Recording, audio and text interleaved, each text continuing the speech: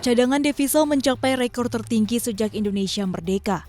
Bank Indonesia melaporkan posisi cadangan devisa per akhir Februari 138,8 miliar dolar AS atau naik 800 juta dolar dibandingkan dengan posisi akhir Januari lalu.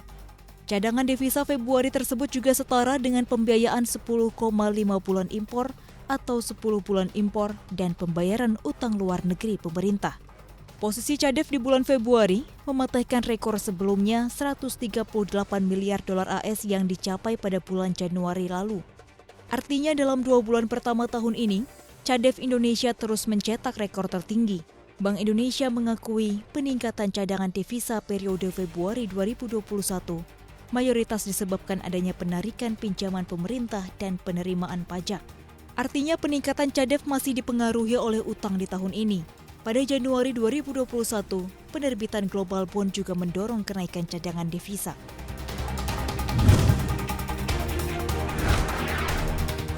Pemerintah berjanji akan meneruskan program Kartu Prakerja. Wakil Presiden Ma'ruf Amin mengatakan, program bantuan bagi pencari kerja ini akan dilanjutkan setidaknya hingga tahun 2022. Wakil Presiden berharap program Kartu Prakerja ini dapat meningkatkan kualitas sumber daya manusia dalam hadapi persaingan global pasca pandemi COVID-19. Ma'ruf menjelaskan pemerintah terus memperbaiki sistem kerja program Kartu Prakerja yang sempat dihentikan atas rekomendasi dari Komisi Pemberantasan Korupsi.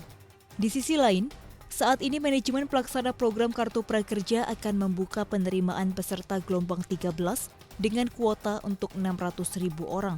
Pemerintah pun menyiapkan anggaran senilai 10 triliun rupiah untuk program prakerja dalam kurun semester pertama tahun ini.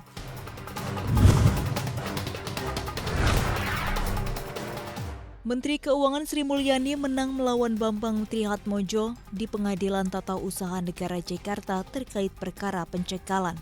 Majelis Hakim PT UN menyatakan gugatan yang diajukan Bambang itu tidak diterima dalam sidang virtual pada Kamis 4 Maret 2021. Selain itu, Majelis Hakim menghukum penggugat atau dalam hal ini Bambang Trihatmojo untuk membayar biaya perkara sebesar Rp429.000. Kasus ini bermula saat Menteri Keuangan Sri Mulyani memperpanjang pencekalan untuk Bambang di tahun lalu. Pencekalan itu berlaku bagi Bambang Trihatmojo yang merupakan Ketua Konsorsium Mitra Penyelenggara SEA Games tahun 1997, yang diklaim pemerintah belum membayar utang kepada negara sekitar 50 miliar rupiah.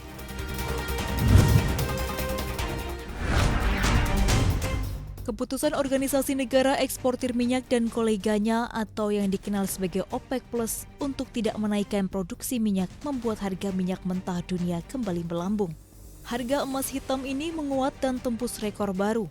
Harga kontrak Brent naik ke level $67,2, sementara harga kontrak West Texas Intermediate menanjak di $64,32 AS per barel. Kenaikan tersebut membuat harga minyak kembali ke level tertingginya dalam 1 tahun.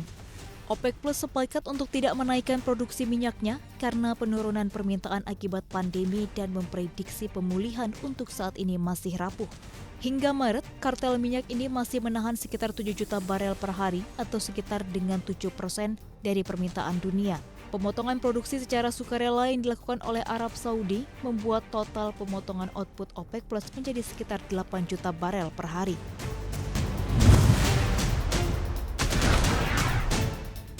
Pemerintah Amerika Serikat di bawah Joe Biden menjatuhkan sanksi pada Myanmar karena meningkatnya eskalasi kekerasan yang dilakukan pihak militer kepada demonstran anti-kudeta.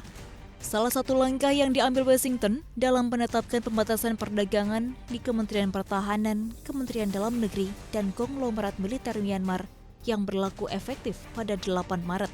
Tidak hanya itu, pejabat Washington dikabarkan membekukan dana sekitar $1 miliar yang sebelumnya ingin dipindahkan junta Myanmar pada 4 Februari dari Federal Reserve Bank of New York. Sanksi AS telah menambah panjang hukuman yang diterima Myanmar dari dunia internasional. Sebelumnya, Uni Eropa juga menangguhkan dukungan untuk proyek-proyek pembangunan Myanmar. Padahal dukungan dalam beberapa tahun terakhir telah melibatkan lebih dari 200 juta euro dalam beberapa program.